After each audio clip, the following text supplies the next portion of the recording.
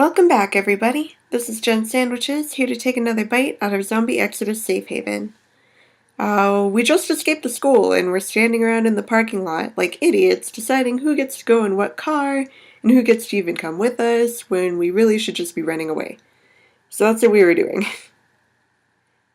Alright. This is exactly where I was, right? Yeah, okay, good. Because, last time, the game didn't save and didn't remember where I was, so I had to redo some stuff, but we're good. Okay. The group walks outside the loading dock, and parked half in a flower bed, half on a handicapped parking spot is a long, gray passenger van with the school's logo on the side doors. Circling to the back of the van, Woody pokes his head through the open back window and looks inside. He flashes an A-OK with his fingers to show it's all clear. Keys are always in the sun visor, Brody says, and pops the driver's side door. He finds the keys just where he suspects them. The bandit Jeep sits where you left it, and you climb inside. You sit in the passenger seat of the Jeep, but turn your body enough to see Rosie at the wheel. The motor rumbles as it starts, and your motorcade heads out of Chipper Ridge High School's parking lot. A few wandering zombies give chase, but soon fade into the distance. Damn, I can use a cigarette, Rosie says. The bandit Jeep shakes as it rolls over something hard on the road, and everything rattles on board. So how you dealing with what happened at that school? Rosie asks. Seeing all those dead kids must have blew your mind. I mean, I guess so. Let's see.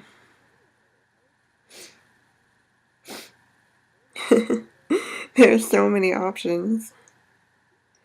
I feel nothing. Oh my god.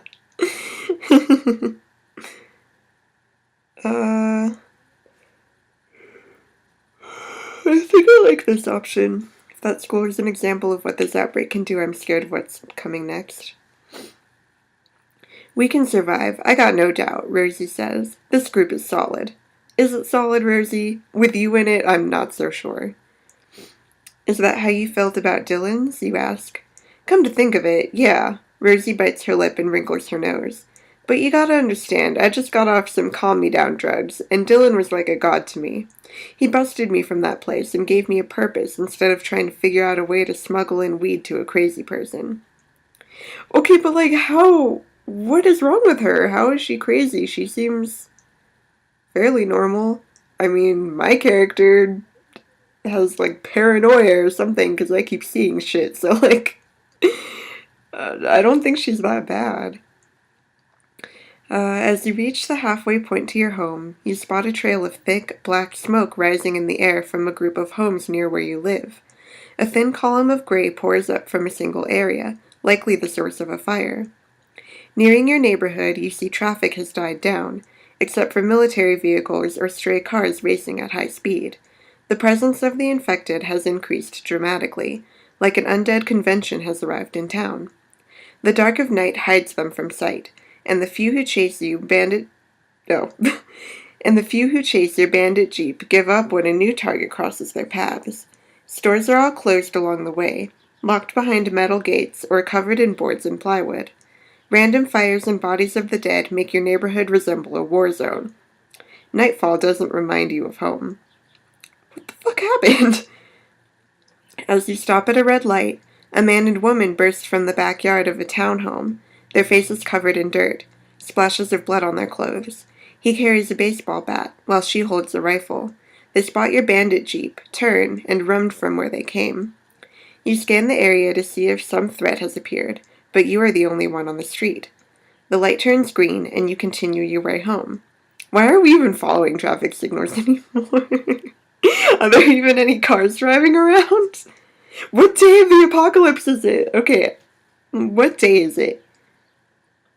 Day 2? And people are already going this crazy? That's insane. Okay. You reach the shopping plaza outside Thelma's convenience store. It's dark and boarded with not a single soul outside, no customers waiting to go inside or staff directing traffic to the nearby parking lot. As you move in closer, you spot a sign.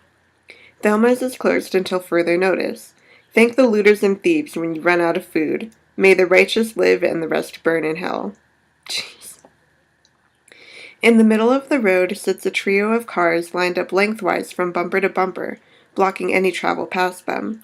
You can barely make out their details through the darkness, but there's at least a half a dozen, all armed and pacing and watching. A howl cuts through the air, and in a distance further down the road comes a military truck. The curfew is still in effect. Return to your homes. The voice comes from a loudspeaker attached to a large vehicle that comes around the corner of Walnut Avenue. Before it gets any closer, your bandit jeep pulls away from the last leg of the trip. Glancing up, your eyes catch sight of a figure in a window.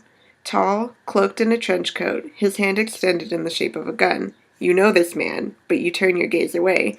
Okay, this is what I want to know.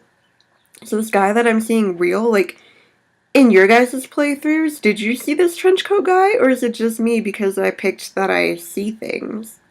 I just want to know!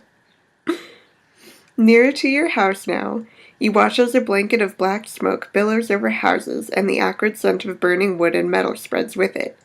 So many homes in the area are boarded or abandoned, and your eyes fall across them one by one, empty and vacant like hollowed skulls left to wither. As you round the last turn towards your home, you see flames engulfing the house 2 doors down. Clouds of white and gray plume and turn black against the sky. As soon as your bandit jeep stops at the end of your driveway, everyone piles out of the vehicles and rushes toward your home. You can't see the source of the fire, which has fully engulfed your neighbor's home 2 doors away. As you approach, you spot a few familiar faces, though they're covered in ash. Parker and Kelly Klein watch on from a distance and pack a minivan with suitcases. Further down near your neighbor Vince's house, Rachel packs a camping trailer with suitcases and boxes. Beside her, a young, thin, pale, brown-haired woman, a tall, lean, olive-skinned man with a scruffy beard, and a dark-skinned man carry out supplies from the house to the camper. As you watch, the olive-skinned man stops and waves, but Rachel says something to him, and he goes back to work. I'll go check around the other side with Woody, Jamie says and heads off. Brody, Madison, you two stay back near the bandit jeep. You circle the house to see how far the fire has reached, and to determine how far the fire has spread. As you start towards the front door, you hear your name called over the crackle of the fire and turn to see Parker and Kelly Klein walking over. She walks up with Parker. Gas main explosion, she says, and stops by your side. I tried to go in your house, Derek, but I couldn't stand the smoke, Parker says. It spread too fast, but it's only at your kitchen. I even tried 911, but got nada. We don't know what to do. Rachel and her people tried to put it out, but... Parker cuts himself off and turns away from the sight of the flames. Looking at the house, you see flakes of ash now rain down from high up as a gust of air riles up the burning embers and carries them over the street, and with it the smell of charred wood like a raging campfire. The glow of red-orange lights in the dark night, and over the hiss of the fire comes the moans of the infected like a song in the background. Their forms show like shadows shambling in the distance, lost souls drawn to the light. Wow. Goody. Fun times. They're all over. A horde of them, Jamie says, pointing his submachine gun down to the main avenue. We have 10 minutes tops. We can hold them off, but we need to pack up and go. Jamie just put the future in context. Pack up and go. Is that the next phase of survival? Where will you go? How will you find food and supplies? Are all of these people coming with you? With the fire spreading across the back of your home, you have to make a decision. You could run in the front of the house and gather your gear and supplies. Otherwise, it may be best to hold off the zombies and have your companions gather up everything and pack vehicles to leave the area. And then there's Rachel and her team. Maybe you should help them pack up and find out her plan for survival. Oh, so many things. Okay. Well, like forever ago, I think Rachel was the one that I kind of made a pact with, and we both decided we'd help each other. But I don't really trust these people with my stuff.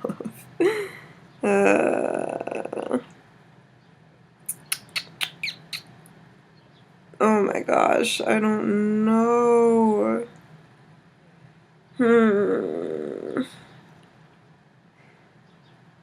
Maybe I should talk to Rachel. I don't even know if she's still on my side or not. I guess I can try it. I don't know. Okay. Rachel and her group can use your help, and in the process, you can learn how she hopes to survive. I'm going to talk to that woman over there, Rachel, you announce to the group.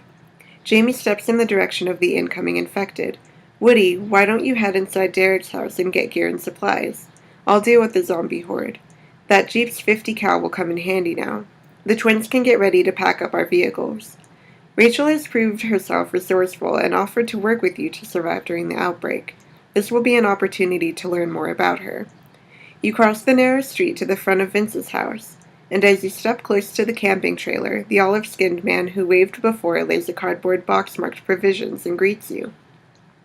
Hello, you must be Derek, he says in a deep voice. Rachel told us about you. I'm Nathan Mubasher? I guess.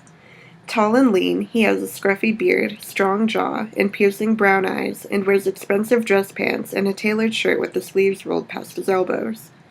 The other man pokes his head around the corner of the trailer. You are too upbeat for this, Nathan. Neighborhood's on fire, infected riled up, and my man's acting like this is the nightclub. He has a British accent, heavier than Rachel's, and as he stands from the camper, you get a better look at him.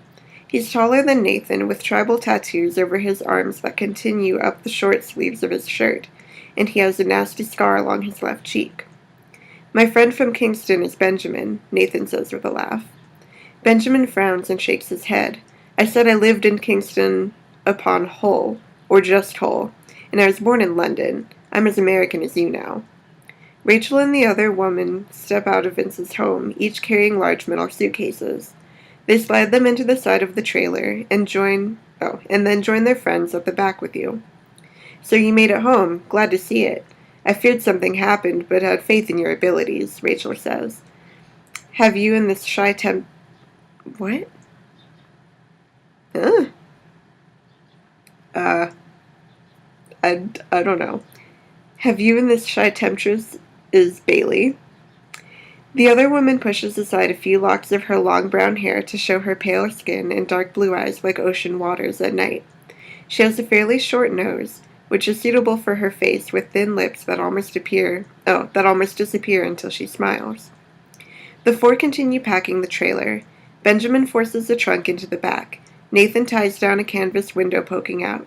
Rachel finds room for her 2 metal suitcases, and Bailey walks back to Vince's open front door. As they work, Okay, let's ask Rachel what the plan is. You walk over to Rachel, who pushes aside 2 rolled sleeping bags to make room for her steel cases.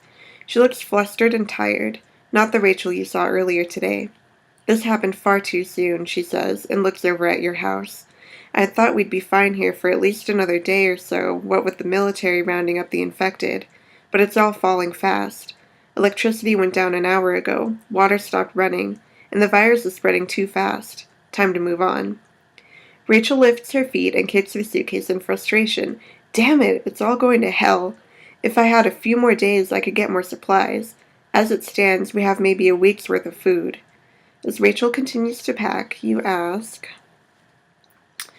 I guess what her plan is?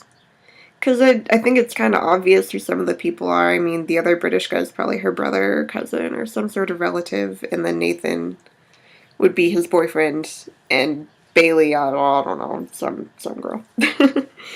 Okay, let's see what her plan is.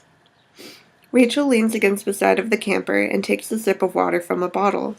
Our best option is to leave nightfall and head for the mountains. My research suggests the Rockies are nearly uninhabited, though some areas are fit for living. We can all go there, set up camp, and avoid the infected until the virus has been eradicated, or... She pauses and turns back to the camper. Well, let's hope it gets eradicated. You said our best option. Does that mean all of us? Like we're all going together? The infected outnumber us by far, and the living pose an equal or greater threat. We must work together. We need a variety of people to handle all of our needs, from security to scavenging and maintaining our campsite. Going it alone at this stage is certain death. A long banshee-like shriek wails through the alley next to Vince's house, and out Oh, and outruns a ghoulish figure, an infected teenage boy with severe wounds on his torso and arms.